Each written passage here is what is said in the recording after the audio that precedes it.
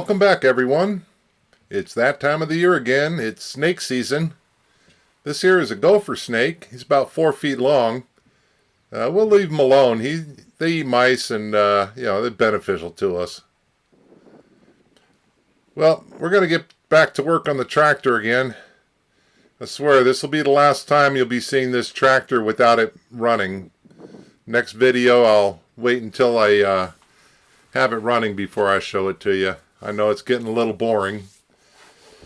Well, I took this screw out to dismount this brake assembly, and oil came out. That should be a blind hold screw. That shouldn't go all the way through to the inside of the case. So apparently somebody put in a screw that was too long and punched the back of the hole out, opened it up to the case. So we got oil coming out through the hole. Shouldn't be a big problem. I'll just have to put some sealant on it. First thing here, we're going to dismount the gear reduction boxes. This is the box. That gear there is probably about 65 pounds, just the gear. It's about as thick as that gear there. It's about 2 inches thick, and the casing and the bearings and all, it's about 120 pounds. Lifted those both off by hand. Kind of regretted that. So when it came time to dismount the axle housings, I set up a gantry and slid it right off. Made it real easy. My back didn't complain about it. So here's the bearing holder for the differential. The axle seal's in there. It looks okay, but I'll change those. Those are inexpensive, so fits in my budget. Now this is the brake assembly. It's a dual disc wet brake, and it looks like it's in pretty good shape. The friction surfaces are still prominent, and the friction discs are not burned. So this is reusable. No sense in spending money on stuff that's not needed. Now we're going to have to pull out this fork assembly. This is the shifter for the locking differential. So, oh geez, dropping parts inside the differential. That's good. Anyhow, we'll get that out. We're going to disassemble this whole thing. But I got to pull this shaft out to get the fork out, to get the differential out. Just got to take apart things piece by piece and get it all apart.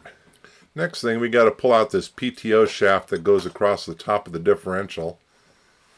It should be pretty easy. 2 hours later. Yeah, it was easy, wasn't it?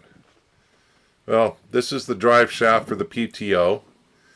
This unit on the front is a hydraulic clutch and brake for the PTO. So you just flip a switch on the dashboard and it engages the PTO or puts on the PTO brake.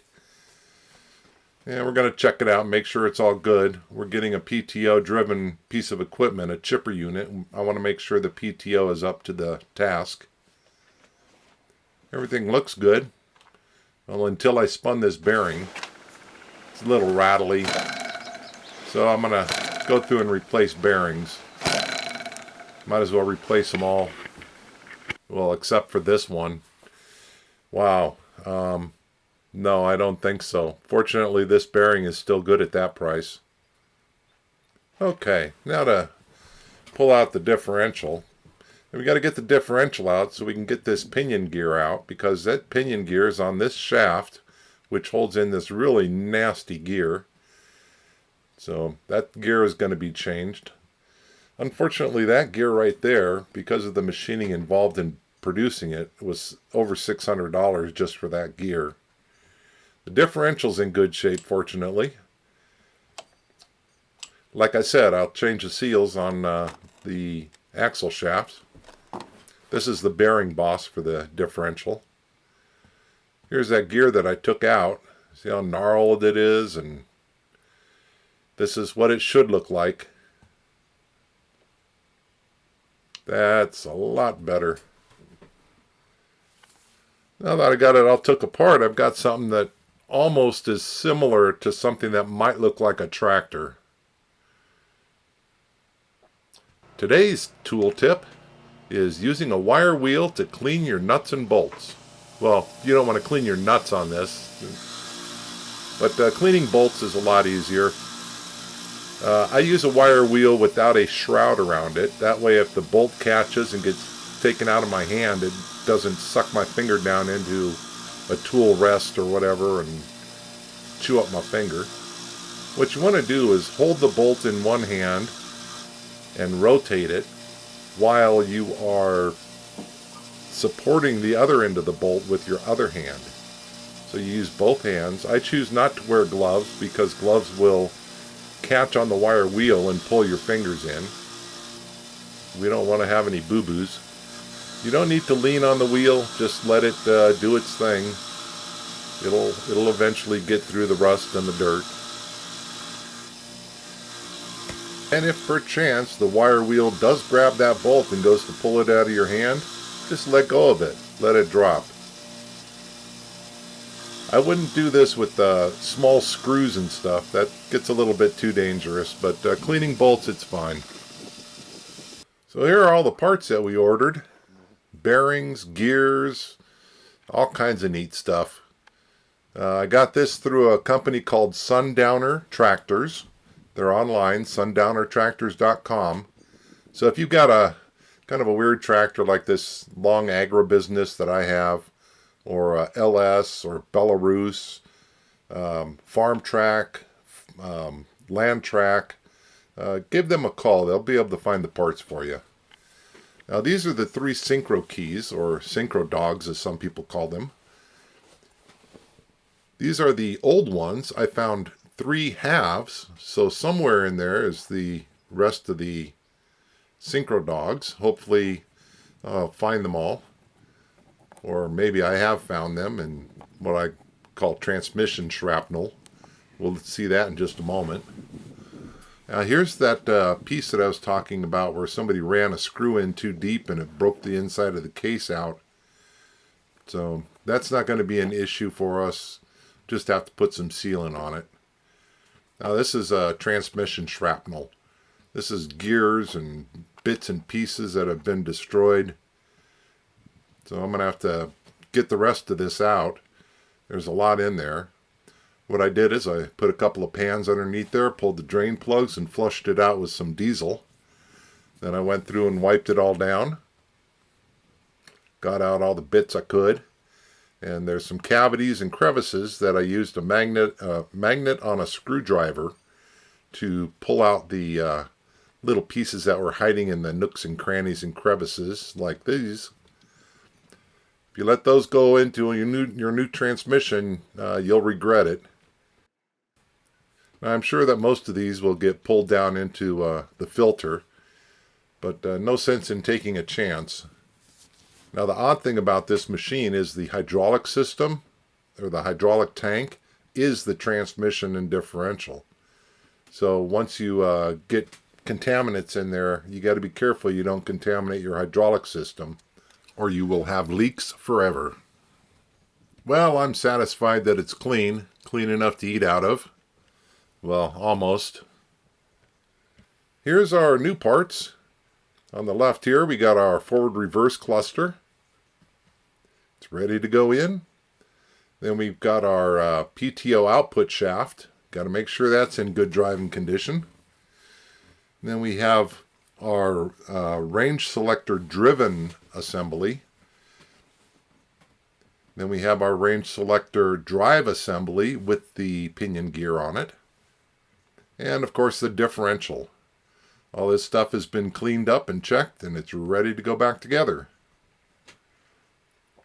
First we put in the most important part, the pinion gear and the expensive gear. That's our range select gear. And we put on our forward reverse assembly. And now it's time to put this thing together. The tricky part is that shaft A has to go into hole B while gear assembly G goes into star red and drive shaft X goes into purple heart. And it all has to happen simultaneously. This is where a splitting jig comes in handy. It keeps everything lined up the way you took it apart, so it goes right back together. Piece of cake. 346 minutes later. Okay, so my jig slipped a little bit. It took me a while, but I got it together. Now you'll notice this blue stuff here. These cases are machine fit cases, so there's no gaskets between them. And they say to use silicone to seal it. And I think I used too much. But at least it's a nice color. Alright, so I've hung the differential, put the bearings in. Now I got to put the brake plates on, or the brake assemblies, the cam plates as they're called. And to do so, you need to grease your balls, or grease the balls that go into the backside of the cam plate that the cam plate rotates up onto. The reason you put grease on them is it holds it into the hole, which is vertical. Keeps them in place until you get the cam plate on. I found it kind of funny when it said in the instructions, grease your balls well. Well, anyway, get the right cam plate here, and you'll see on the back side the ramped cutouts. That's so when the cam plate rotates, it pushes the cam plate out into the brake discs, applying the brakes, of course. So we got it put together. Got that in there without dropping my balls on the dirt. Put on the springs, and look at that, it works. Let's zoom in here. Yep. Push down on the lever, the plate rotates a little bit, and the cam plate comes out. And I put the axle housings on, didn't put that on video because it's boring. Then I drug these things out of the shed and brought them outside and bolted them on. So same thing here, nice gooey stuff to seal them. They're a machine fit. But after getting everything assembled, I checked it out and made sure that there was nothing jamming or binding. Now here I'm messing around with the PTO shaft. I'm waiting for one part on this. It's a gland nut that holds that bearing in place, the bearing on the left. But I just want to make sure that it fits in there and has a good seal and doesn't have a lot of backlash. We're going to be utilizing that, and I need to make sure that it works good. And here's the forward transmission shifters. The forward transmission, first through third or fourth, our range select box, and our final drive. Everything assembled in working condition. Let's get these rags out of here. They might give us a problem. I had mentioned that the transmission and the hydraulic system use a universal oil, but the rear end housings and the gear reductions use 90 weight gear oil. So I'm putting some in right now, just about a gallon, just to see if it leaks. We'll check on it tomorrow. Well, like I promised, the next time you see this tractor, it will be running, and that'll be the end, hopefully, of tractor working on videos. Until then, see ya!